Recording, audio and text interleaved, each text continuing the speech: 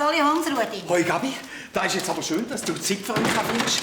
Ich höre in den letzten Jahren fast nichts mehr von der FDP-Fraktion. Ich muss sagen, ich schätze, dass man mich da machen lässt. Ja, eben. Als Fraktionschefin habe ich den Auftrag, mit dir das Gespräch zu suchen.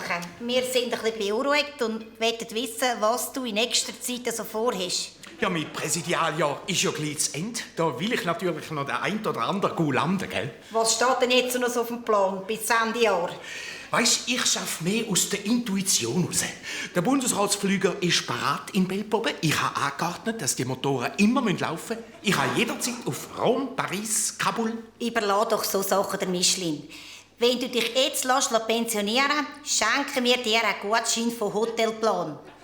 Pensionieren? Nein, ich überlege mir, so lange im Amt zu bleiben, bis ich mit Präsident noch mal da bin. Nein, Hans-Rudi, das musst du sicher kein zweites Mal machen.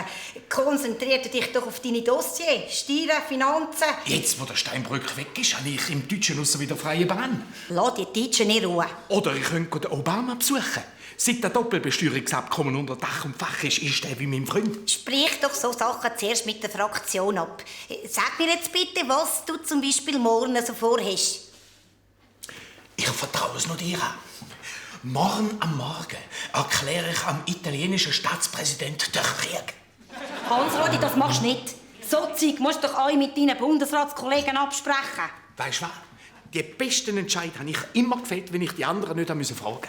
Ich sage die nächste Bundesratssitzung einfach ab. Das kann ich als Bundespräsident. Hans-Rudi, ist gut. Ich werde das der Fraktion so rapportieren. Ciao, Hans-Rudi. Einen schönen Tag.